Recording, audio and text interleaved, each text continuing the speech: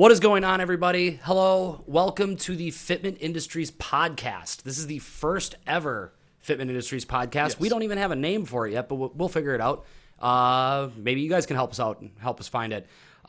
Today, this is our very first episode of the Fitment Industries podcast, and we are sitting down with none other than Anthony, a.k.a. Halcyon. Woo! Pleasure to have you here. Thank you for having me. It's an honor to be the first one. That's pretty cool. Yeah, that's really, really cool. I mean, it's definitely something that we've wanted to do. You happen to be in-house this week, so it's just seemed like the right time to get it going. I'm also here. Hi. Dakota. Thank you. Your driver-to-driver host. Driver. All right, and this is my kind of first time being on camera in a while, so if I'm reading a little bit off my script, just deal with it. It's a podcast. Cut him some freaking slack. Cut me some slack. So thank you, Anthony, again, so much for joining us. It's super, super cool to have you here. To get started, we want to explain to you guys what this is. So the Fitment Industries podcast is going to be a place for us to talk about all things car and things car enthusiast related, from industry insights to top trending topics and anything industry events. We're going to cover it all. Remember, all your wheels, tires, and suspension at fitmentindustries.com. And if you're listening to this in the month of March, we have an ESR giveaway going on with ESR Forged. We have plenty of, we have partnered with them to give them, to give away a free set of ESR Forged multi-piece wheels. We have developed three pieces. We have developed three pieces of apparel to go along with the giveaway. You can check out all the details at fitmentindustries.com. Let's go, baby. Intro. All right, so Anthony. Hey. Also, co-hosting this with me is going to be Dakota, as Hi. you guys all know from Fitment Industries. He's here. That's me. So, yeah, I forgot to introduce you. I'm That's sorry. okay. I'm a rude. forgotten child. I'm rude is the problem. Sorry, it's the first one. You gotta get all the kinks out. That's true. It's shaking off the rust a little bit. So, Anthony, we're here to talk to you today. And basically our first question, just diving into it right away, is how did you get into the car scene? All right, so here we go.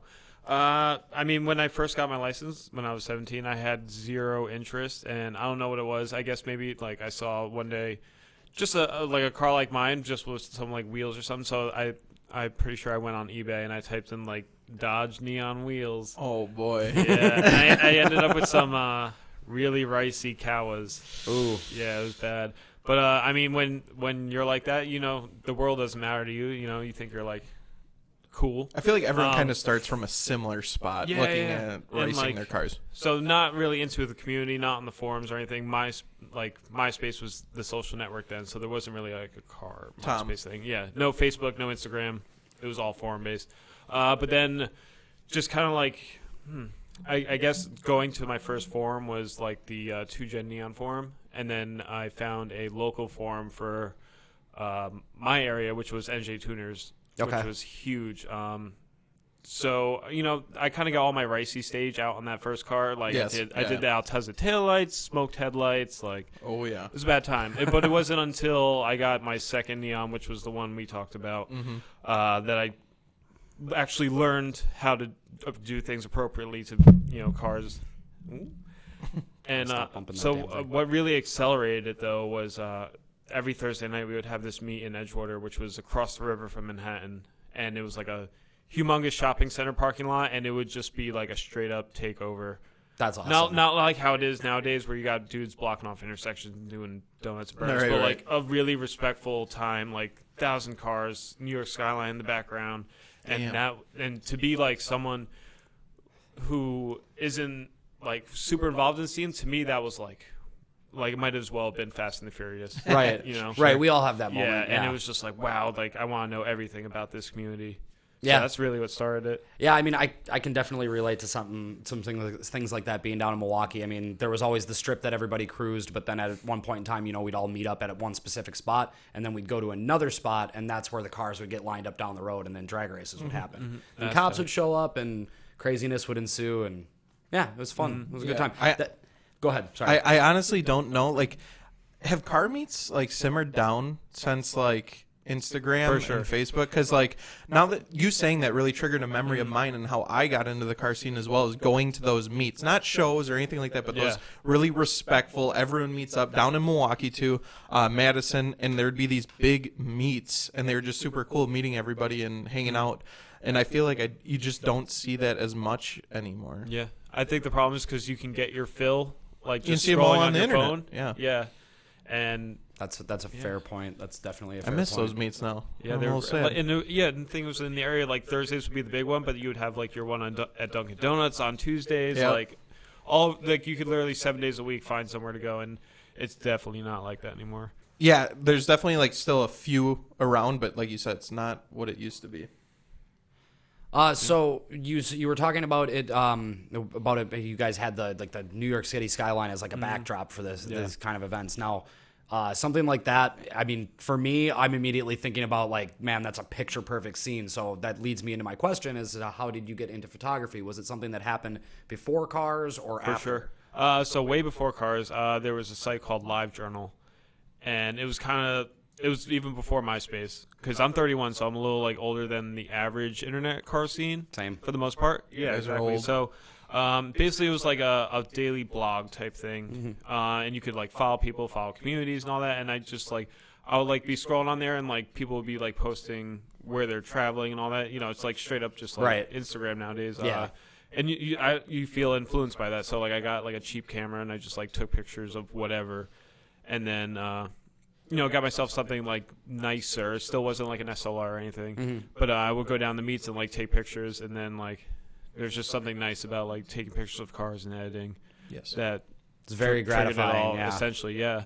Because before that it was just like landscape and flowers and my dog. Just like mess around with the camera, but like zero like interest in like pursuing it or thinking it was a job. Okay. Yeah. Okay. I feel like that's where a lot of us start. We just start tinkering around with stuff, and then before you know it, it becomes a passion, and then like for the three of us, it's basically turned into a career. Yeah, it's absolutely insane. When I started, it was just taking cell phone pictures of my car on my really, really crappy phone, but I just enjoyed doing it for whatever reason. And then I decided, you know what? I like doing this. I'm just gonna get a camera, like you said, for fun, like take some photos. I remember going to Shopko, picking up a Nikon D3100 with a kit lens, and then I joined a digital photography class in my high school where I kind of like learned the fundamentals, but it was also during my senior year in the last quarter, so I didn't give a fuck about it because I had all my credits to graduate, so I ended up getting a D- in the class. That's all right. Just to end up being my career, which is kind of insane. But I've met so many people because of photography, because when you take photos at car shows, you're obviously interacting with those people, and they get to know you and they talk to you. So like, I'm so grateful for it. Yeah, that's super cool. See, and that's also another thing that I can relate to. I was in a film class my senior year. It was my second run through the film class, so I'd already been through it once before, but it was high school, didn't give a fuck. So it ended up getting to the point where I got kicked out of that class, not because I did anything wrong, just because I was just too obnoxious and tried to have fun all the time. But I mean, it happens. So with photography and cars and everything, that's sort of, photography started at a younger age for you, then that led into cars. I mean, it's the same thing with me. I was into skateboarding up until I was about 16, 17, And then once cars became a thing for us, that became old news, sort of. Now that you do say it, like, at the same time, like, I had my other, like, group of friends that were, like, all skateboarding based. So, I mean, when it comes to video, like, I guess that's where I got the ideas from. Yeah, right. So, because we'd be like filming our like skate parts and whatnot. So, and just watching, was it girl skateboards? I'm trying to think of what. Yeah, right. Yes, yeah, right. Yeah. Like that was my favorite video of all time. And that inspired me a lot. Mine's fully flared. Okay. So awesome. that one's a super good one. So how has all of this, just photography, passion for cars, how has that led you to where you are today? That's a long story. I was say that's a big question. Yeah, that's a big old boy. Yeah, I mean, it's definitely not something that was ever an overnight decision, right? Or the whole like Rome wasn't built in a day. It's a very gradual process. It was a thing of just like seeing better examples of what I thought was cool, or like just I always thought like I was always into advertising. I never wanted to pursue it as a job. I always thought because it's like you see a billboard, you see a Toyota Corolla on it, and you're like, that looks good. It's like they made a Toyota Corolla like look good, right? You know, that's interesting. I like your thought process. Cool. It's like, the same thing with the Dodge Dart ad like that we watched the other day. Yeah. It's not this crazy like sound design and crazy chase shots and all that, but like it made the Dodge Dart like seem like a fun little car to have. Right. And the idea of that was like, it was how can I translate that into like taking pictures of my friends' cars, and at that time it was like just friends. I wasn't reaching out or traveling or anything like that. Right. That all sort of comes with the territory as you grow. Yeah. So I was working at Starbucks while I was in college. I was going to school for business management, and I was at Starbucks for a long time. I was there for like 4 years at that point. Wow. So I was an assistant manager. I got like promoted to assistant manager eventually. So I had like a full salary before I graduated college. So my idea was to drop out, not like I ended up ultimately dropping out of college altogether, but the idea was just take a semester off and just see if that Starbucks like management thing was a thing for me and work on photography while I was doing that. Sure. And then, so I think I had told you this already, just like in our conversations. I had taken a Saturday off for First Class Fitment by Canopy at the show at Princeton Airport. It was a Saturday. And I put that in like months in advance, and then the night before, like 2 people called out, and you're the assistant manager, so like you gotta like fix it. It's not up to the regular employees and the store manager. Is more of like real logistics management, not so much like on the floor management. Yep. So I had to go in, and it was just that day I was like, this is terrible.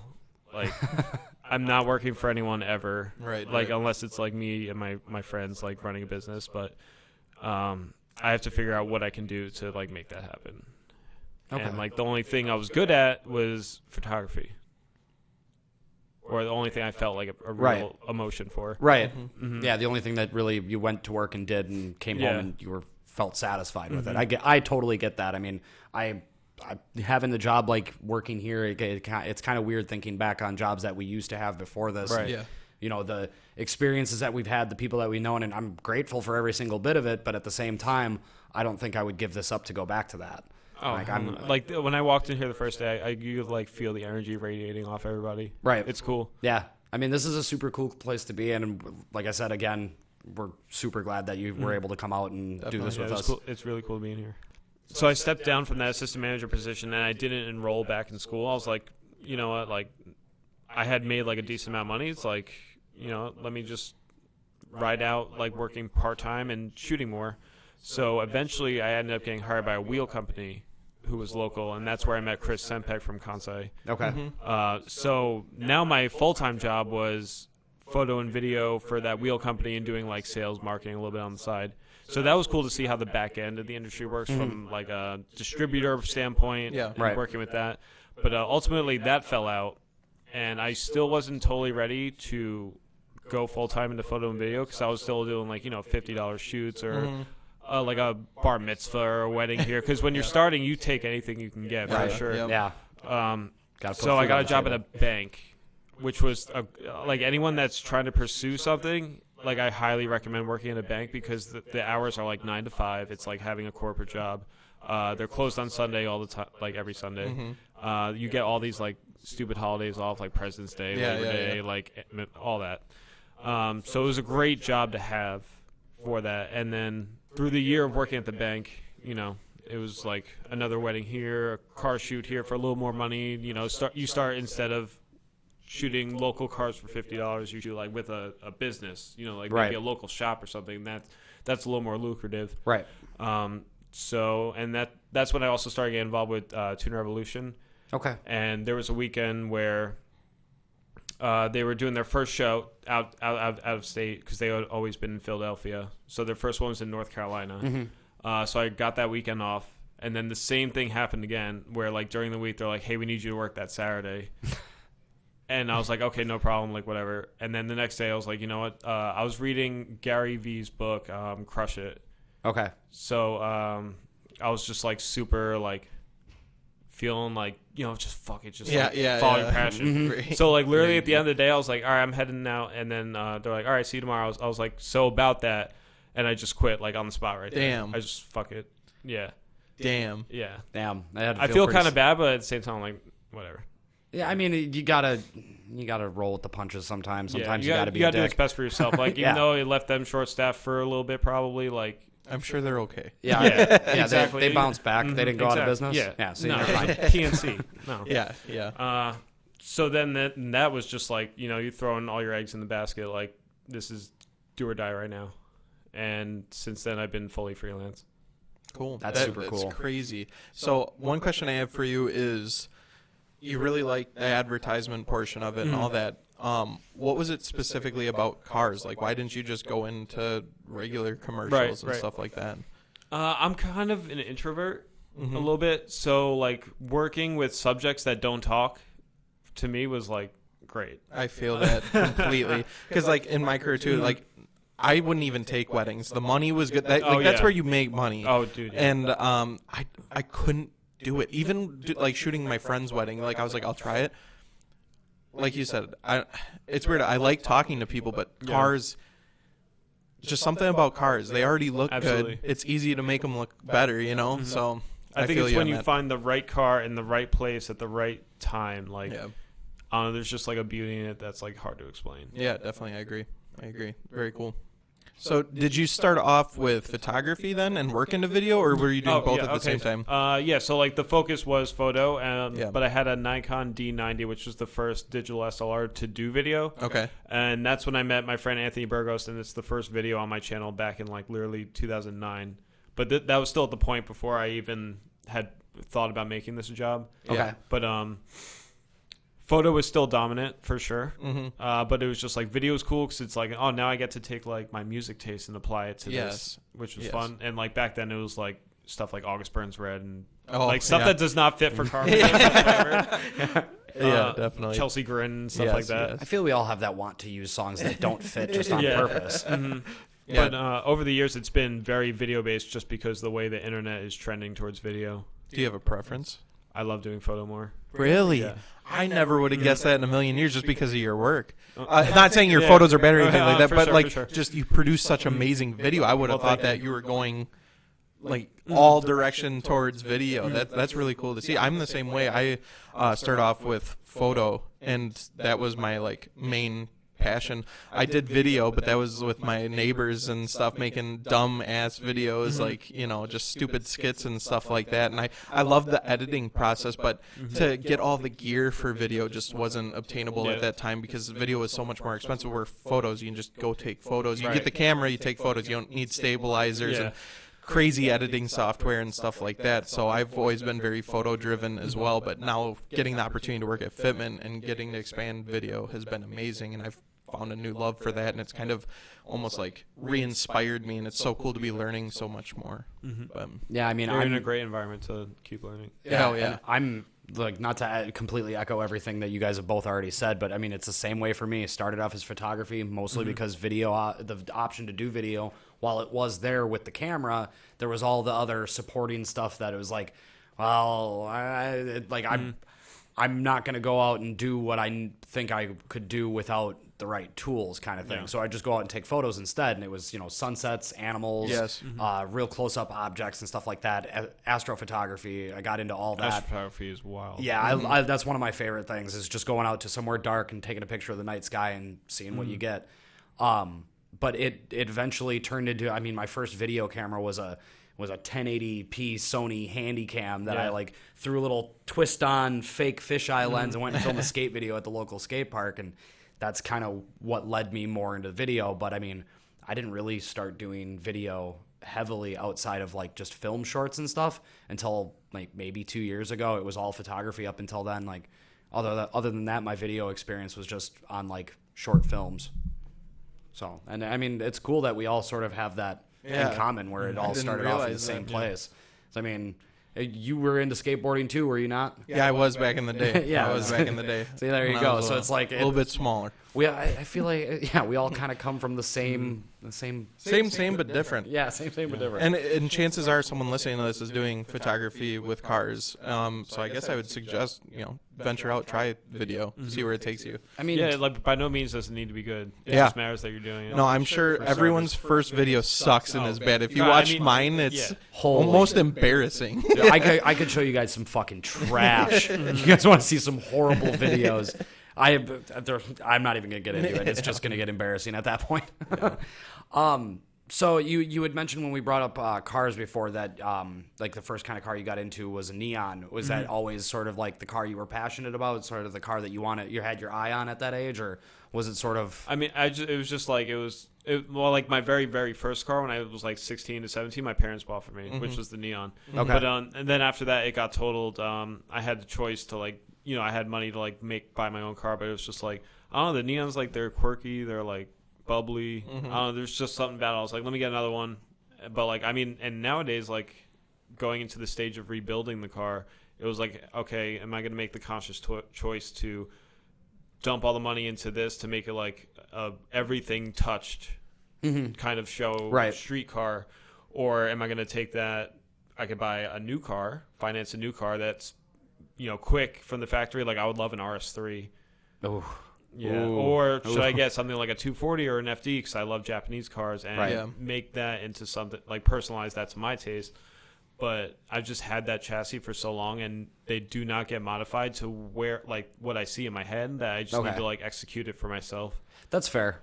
That's definitely a fair thing. I guess I mean like I'm doing shit to a Honda Fit. And people are like, "Why are you doing that?" And I'm like, "It's up here. I'll get there eventually."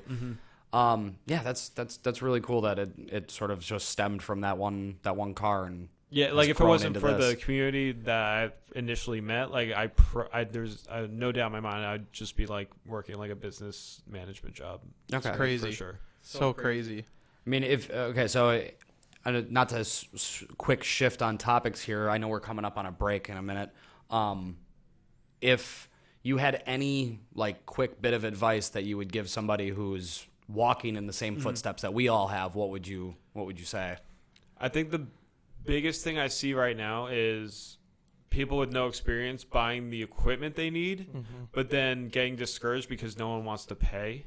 Right. So I see somebody post like, "Oh, these car owners are so cheap," and it's like you have to remind yourself that at least for a person, not like a business, photo and video marketing is almost essential. Yep.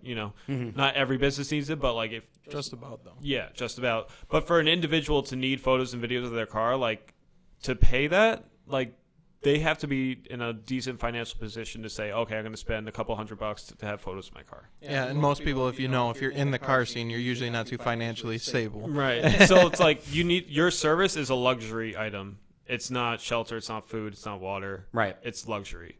So I like invest in the equipment. But don't put yourself in debt for it, and use these cars owned by the people like local to you to practice to approach businesses. So like I'll still shoot cars for free. Like I don't expect money from like a car owner because I'm going to try something personally new for myself that I can later execute on a job.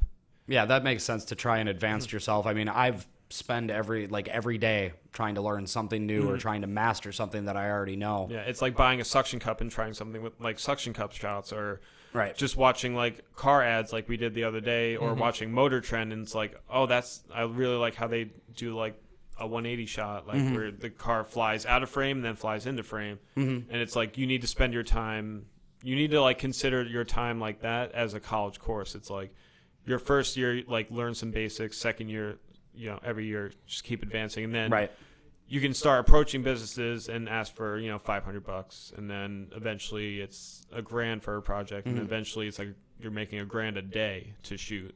Okay.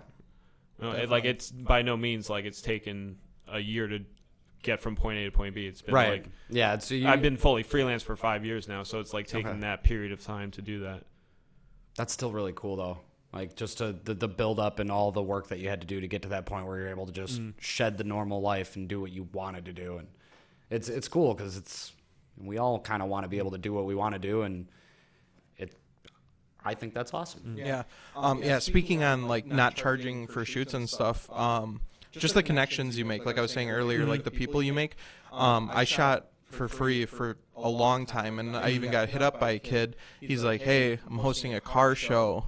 Would you shoot it? Would you be willing to come up and shoot it?" And I'm like, "Yeah, 100%. Like, a bunch of dope cars there. It's in the Dells. Hell yeah, I'll come up."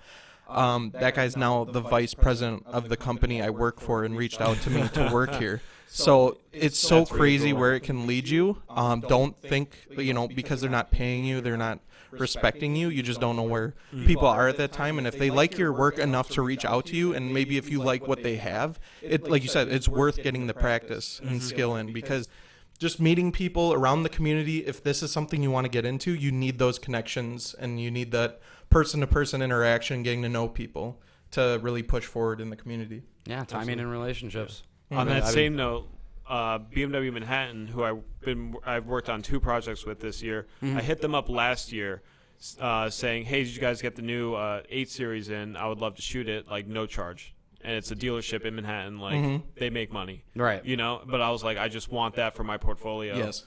And then we didn't even end up doing those photos. He like straight up hired me for a project totally unrelated to that, and now we've already done 2 projects this year. Just out of an Instagram DM. It's nuts.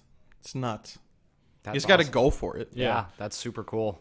That's super cool. All right, well, are we going to take this break here? Yeah, we're going to take a break. You get some water, guys. Get some water, and then we'll be back to answer a couple more questions and wrap up. Cool.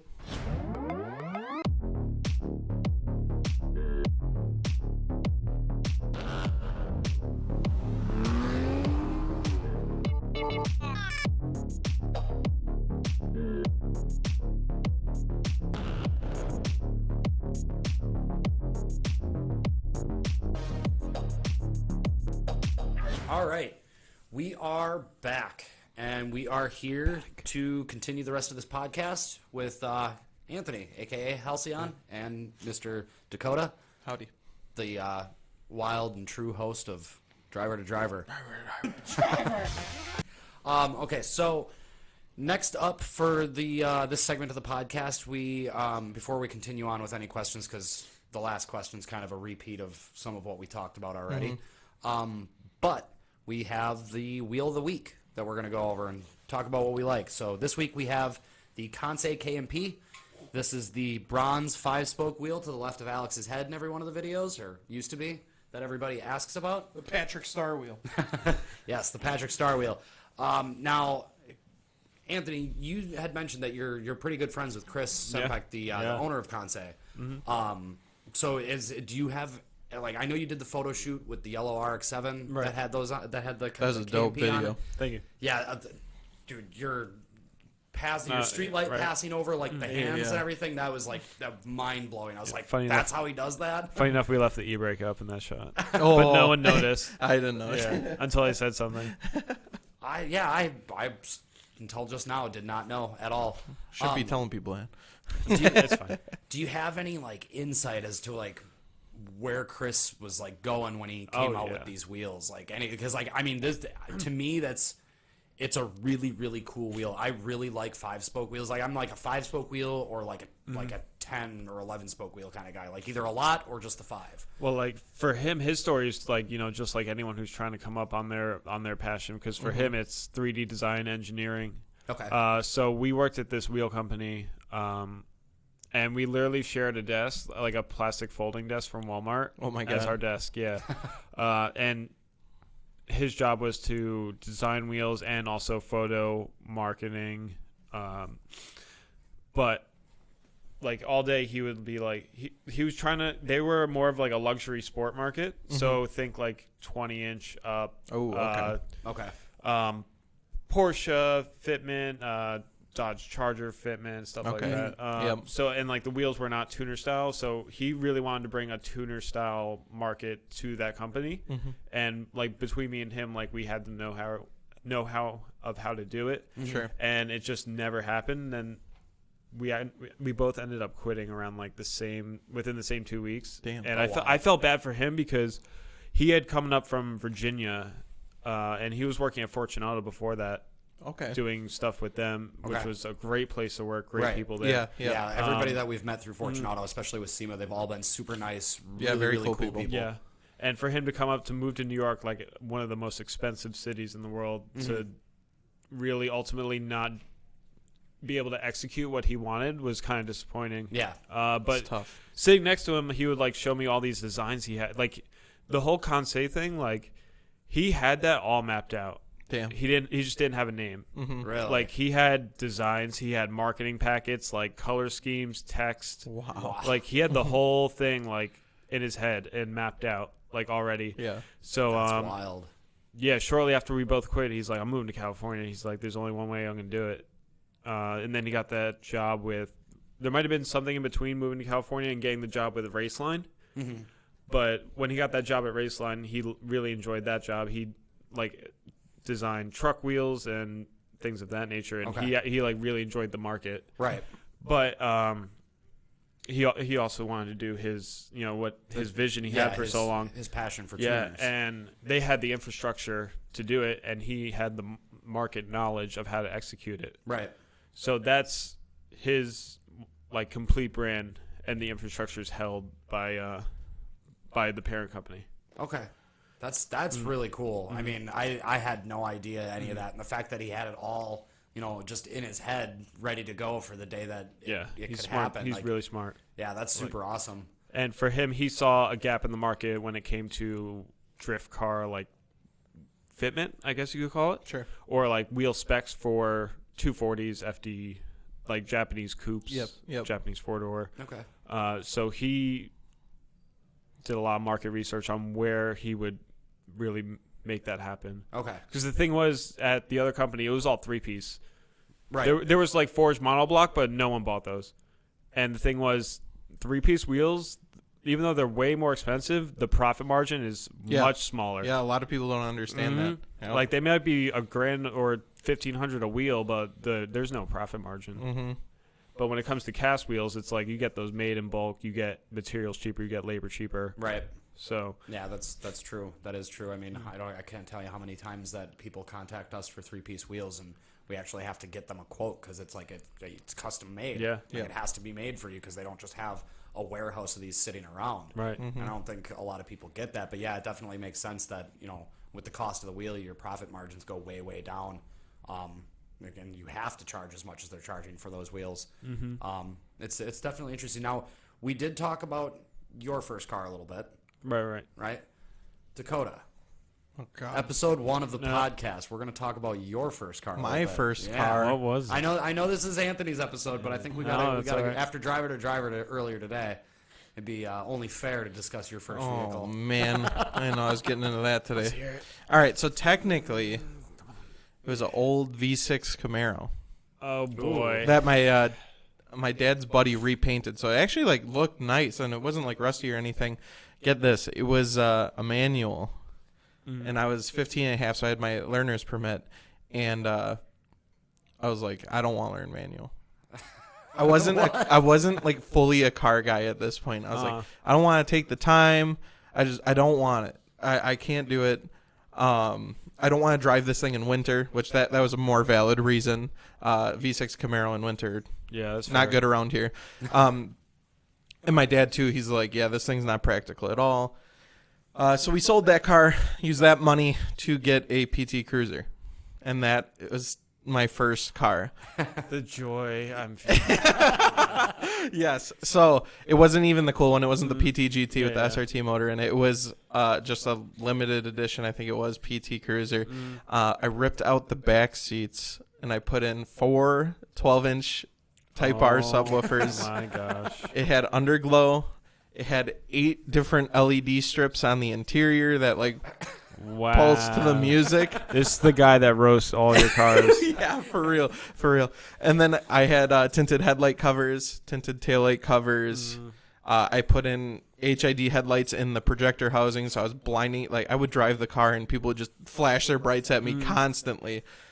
Yeah, and it's stick-on hood scoop from AutoZone. That Oh wow, you're really I didn't measure. really taking this to a different I level. literally just stuck it on. It was definitely offsetter. Yeah, 100%. And then when I sold the car, I just ripped all the wiring out. Like, literally ripped. I'd, like, ripped. Like, so I'm sure that car had exposed wiring all over. And then I put the back seats in, and then I'm like, well, I can't sell it with this stupid stick-on hood scoop. Like, I was starting to realize what I was doing. Anyways, Well, I was still an idiot, so I took a screwdriver because I couldn't get it off, and I just pried it off. Man. Yeah, it was absolutely terrible. Pried the hood scoop off, so there was a perfect. You could see exactly where the hood scoop was because you kept see the scrapes from where. Oh wow, that's amazing. Is it Instead of still just still heating rolling around? Somewhere, I'm sure. Somewhere. It was someone's first car. I believe a dad was buying it for his daughter. Did it have all the shit on it when you sold it? No, that's what I was saying. Like I ripped everything off. I took all the covers off. It was a normal PT Cruiser at the point. I think it still had the HID headlights though. Yeah. So that was. We all start somewhere, I guess, and true. I'm glad I got all of it like out, my racer phase out in that car, and then I moved on to a Mustang GT after that, and that was a little more subtle and not as wild. But yeah, that's where I started. And then into the wagon. No. I've owned a lot of vehicles, too many. Like I would change vehicles like every 6 months. So I had the Mustang GT, had that for a bit, and then I went to a Cobalt SS turbocharged. Wow, all American. Yeah, with the LNF motor. I really like my 4-cylinder turbos. After the Cobalt SS, we go a little JDM. I had an Evo 10 that I had. I really enjoyed that car, but being 19 years old, the insurance and then the car payment and then the money I was putting in for aftermarket parts, I couldn't afford it. Like, well, that's what I was telling you this morning, but you didn't believe me. No, I hear you. Well, like it wasn't as much as you were paying for the SRT4 potentially, but just all of it combined was too much. I could do it, but like my friends would want to go out to eat, and I'm like, no, I have I have 3 cents. So it was like couldn't even get the dollar menu stuff. So. And then, like, locally, it was just really toxic and stuff like that. So I ended up getting rid of the Evo because, like, I was 19 with the Evo 10. So everyone's like, your parents bought it for you. And it was all that crap. It was ridiculous. So after that, I was like, yo, I need to step back. I need to get out of the car scene a little bit. I'm spending too much money on this. I need to, like, get some priorities straight.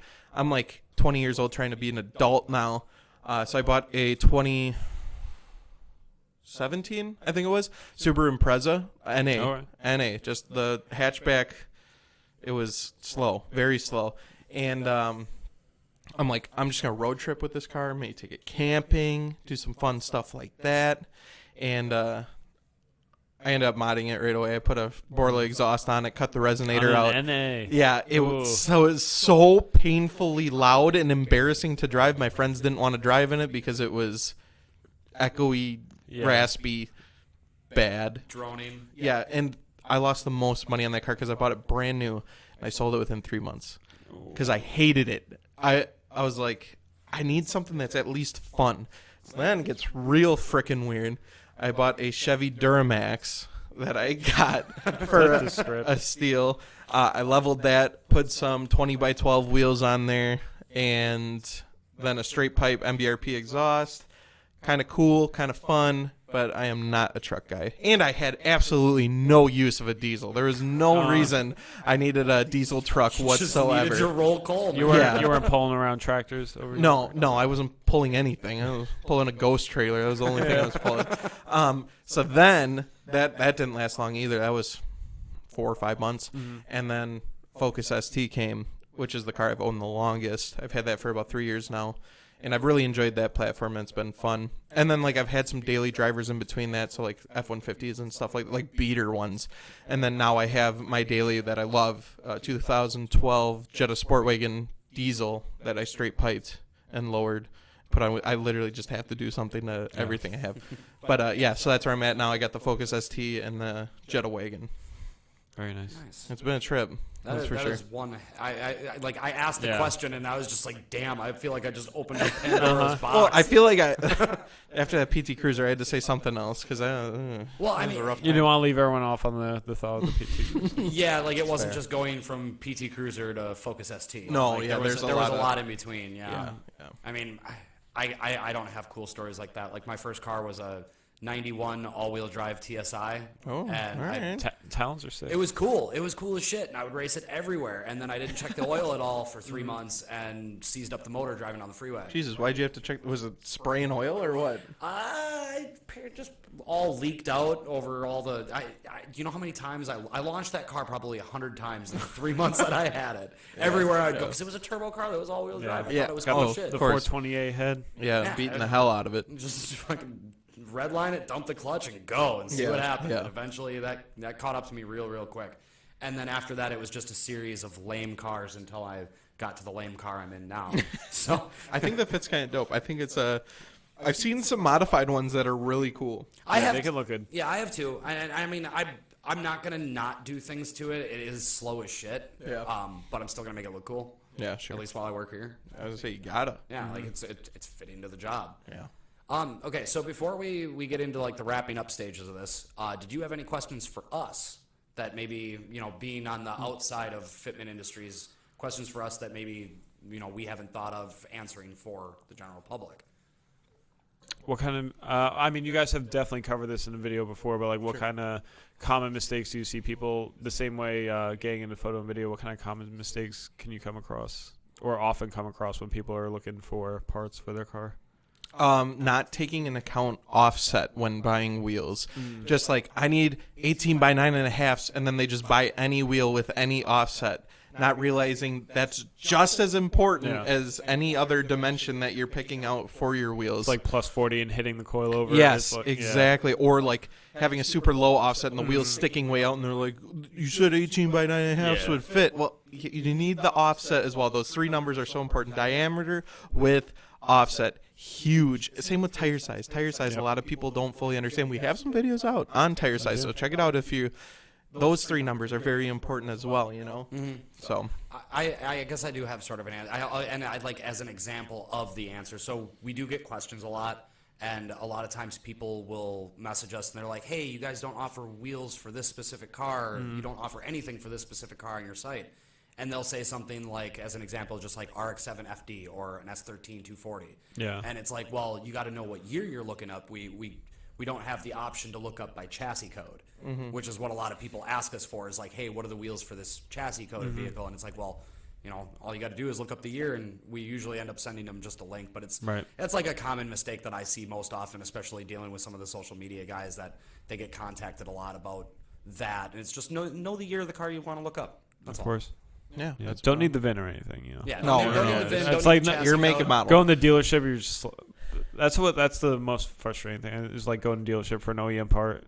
And it's like, what do you need my VIN Oh, they for? need all the info. And Yeah. stuff like that. No, it's a lot easier than that. Here's I the promise. year. Here's the make, the model. Just take that info. You're the dealer. You should. Well, we need to know if the VIN's a 6 or a 2. Yeah. What? Ridiculous. The same thing. But I have a question for you, Anthony. Shoot. To get a little more personal, where did the name Halcyon come from? Ooh, that's a good one. Okay. Hold on, let me... You good? Yeah, no, I was holding back like sniffles for a second. Oh, you're All right, so I didn't, when I named it, I didn't realize how big it would turn into, because essentially like I operate as Halcyon, which is like all the YouTube and Instagram stuff you see, and then I kind of operate just like under my name as an LLC. Sure. And then I have the LLC for Halcyon. Okay. But I knew when I was starting something, I wanted it to be completely unrelated to photo and video and cars, because I didn't want it to be like first name, last name, media. Yep. And the reason I didn't want it to be anything related to cars or like photo film, like in a logo or anything, because it just felt like when you go to like see a band and then you see someone wearing their T-shirt, Yeah. it's kind of like, yeah, you're here. We know you like the band. Sure. I don't know. I find it weird. I get it. So there's this Japanese instrumental band that goes by the name of Mono, M-O-N-O, and their music was like super inspiring to me. Like I started listening to them when I was 16, and it's really unlike anything I've ever heard before. But if anyone's into post rock, like Explosions in the Sky, Godspeed You, Black Emperor, stuff of that nature, it's like rock with a lot of reverb, delay, big crescendos, and then very quiet and shallow like mids and breaks. Okay. But they have this song called Halcyon, and if you have 10 minutes to listen to it, like definitely listen to it, because it'll take you for a ride. I never knew that was a song. Yeah. And at the same time, the definition of it is also like golden, peaceful, nostalgic days of your life. That's super cool. And I feel like in 10 years, like 15 years, we can all like go back on the videos and like be like, damn. Yeah. That was good times. That's crazy. I love the story behind that. That's super cool. And then the cat is I've that's always been into like Lucky Cats. Like I've collected them ever since I was little, and like I've tattooed one. Yeah. I just think they're dope. Yeah, it's definitely a dope logo. I was curious too because it seems like a lot of your merch, stickers, all that kinds of stuff, very Japanese influenced. Is there any story behind that? Japanese and Chinese, like both. I don't know. I'm very more influenced by cultures that have a big impact on where we are technologically. Okay. So when you think electronics and things of that nature, cars. I mean, China not so much cars, but they're responsible for almost every electronic that exists, and the progression of processors and all that. So I don't know. I'm very fascinated by big cities, especially in Asia, like Shanghai, Tokyo, Osaka, Beijing, stuff like that. Yeah. Very cool. And the food, everything. Dude, I love Chinese food. I need to get you some real Chinese food though, not like the strip mall Chinese food. You're right. Some authentic stuff. Okay. But I like the strip mall Chinese food. It's nice and crazy. It's good, but it's not Chinese food. Like, right. So I guess before we start wrapping up, the final question that I would have for you, which is sort of a rewording of an old question that we asked already, but if you had any advice for somebody getting into automotive or photography or videography or cinematography, what would that advice be? All right, so we already covered don't expect to be getting paid like immediately or like putting yourself in debt for gear. I think most importantly, another thing that's common, see just like scrolling through Facebook or Instagram or something like that, people don't work together. And that's a big thing because, like, if you take it, for example, myself and Crispy, we were both local. We were both, like, coming up doing the same thing at the same time. And don't act like there isn't enough pie for everybody. Sure. And, we would both be at like the same events or anything, but we never like collaborated or anything. And then, since then, that was like 2005. I want to say we met at Week Fest 2012 or 13. Okay. But we didn't really start talking until maybe like 2015, early 2015, something like that. Right. But now like we've been all over the place together. Yeah, I see you guys collabing a lot. Yeah, like hiring each other out for jobs or just like talking, life. It doesn't have to be about work or cars or whatever. Right. So it's like you can grow bigger together for sure. Definitely. Yeah, and I mean, being on the end of it that I've been on, I mean, doing the photography before video, I was still attached to guys that were doing video. Yeah. And being able to be out there and see, how, some guys would be like, no, I don't want you shooting this location with me because I don't want you having the same footage as me. And it's like, but if you guys work together, it could be better, Yeah, exactly. It could grow faster, and it's not something like collaborating with other people is not something like you're collaborating with people when you're the guy with the camera and the other guy's got the car. Like that's a collaboration right there. And if you got a second cameraman with you, I mean, I can't tell you how many times I've been shooting car shows and been like, fuck, it would be great to have somebody running a second camera. Yeah, and also stop using a gimbal for everything. My nose hit the mic. I don't know if. All right, stop using gimbal for everything. Like, because the thing is, like, camera movement should tell a story in itself. Right. It's like, so if you take for example, like a EDM song. You get your intro, you get your build up, you get your drop, you get your like break in the middle, you get your build up, you get your drop, you get your outro.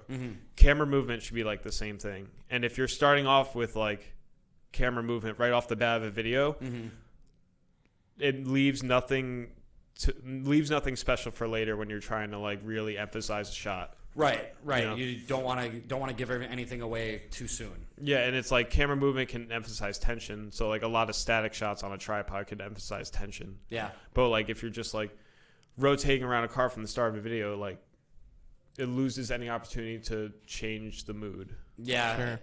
I would agree with that. I mean, I try to start a lot of my videos with static shots that move into camera movement. Because that's the thing. Like people are like, "What stabilizer show?" I'm just like, "Get a tripod. Just get a fucking tripod." That's cool. Because there's a lot of things you can do with a tripod too. Yeah, there is. You can put it on two legs and like, if you like lean it like this, you can tilt the head and it looks kind of like a jib. Right. Yeah. I mean, the tripod that we have one of our cameras for this video sitting on, I remember the legs will go out completely. Oh yeah. 180 like that. Mm-hmm. And I used to take the two legs, put them out so I had one to control, and then grab the stick underneath, and then I would try and gimbal it sort of that Right. way and use it for any kind of movements, jib movements, panning, tilting, just anything that I could get an idea or a feel for.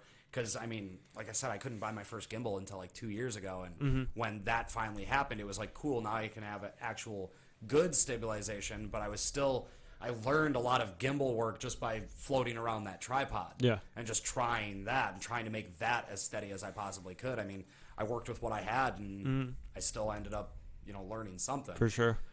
Nothing like a last piece would be like, don't get your inspiration from the same field.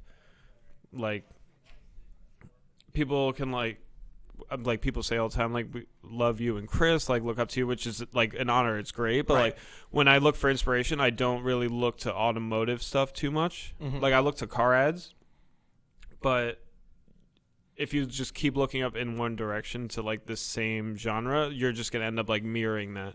Right. And you need to get the inspiration from somewhere else. So just like go on Vimeo, browse short films, stuff like that. Oh, I'm gonna start getting like dry. She got water. Oh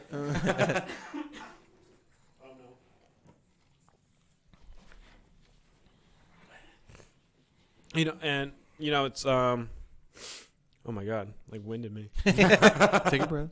It's just like there's so much inspiration out there, and it doesn't have to be a direct reflection of what you want to do. Absolutely. Okay. I love that advice. Yeah, I mean, I as to rebuttal that, I mean, for anybody who's watching this or listening to this, if you follow our channel, a couple months ago we did a SEMA video, and the after movie that I did for that, it was all I took inspirations from the show 24, and then the movie Casino. Oh, Casino's great. Like, that's where I grabbed my inspiration from exactly. to make that video, and everything else was just sort of my feeling about it, or my what I wanted to show. And like you're 100% right on like the not taking from the field for inspiration, because there's plenty of inspiration you can find out there. I mean, that SEMA video's got a really badass intro that's just lights, not a single car in it. It's just lights. Yeah. And lastly, like, if you're in the position to give advice, like, give it for sure. Like, help someone learn, because I that's also another thing you see a lot in like the beginner photography world. Is like everyone's like secret about their locations and their camera settings, and it's like I forget where, like, just blanked out where I was going. Okay, so like when I was getting to producing music, what made me realize like to be more open about advice is like when I got into producing music, I would buy like presets from producers for like certain sounds, and it's like just because I bought the presets, I still can't make music like them. You know, right. Like, you have some sounds that they use, but like you still don't have their ideas, and like your ideas are your greatest tool, of how you're going to shape your content.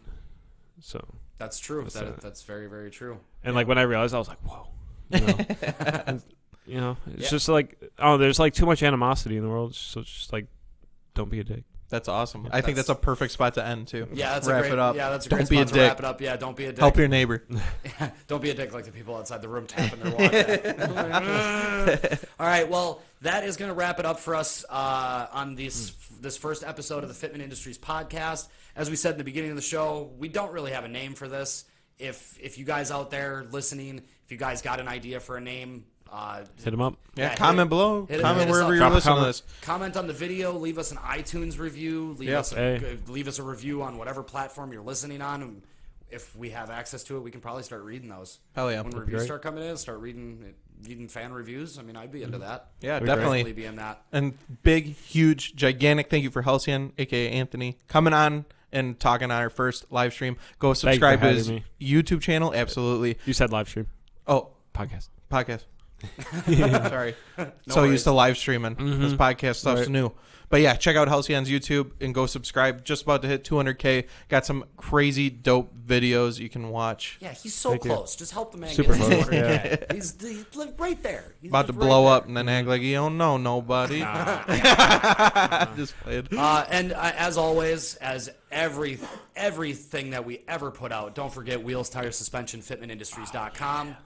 And if you're listening to this in March, we got a ESR Forge giveaway going on with 3 pieces of apparel. Head on over to Fitment Industries, FitmentIndustries.com. Every $5 is an entry. Yeah, every $5 is an entry. I didn't say that before. Thank you. Yeah, see, Anthony has all the plugs. Yeah, he's got all the plugs. All right, thank you guys so much, and we will see you guys later. Peace. Peace. Bye.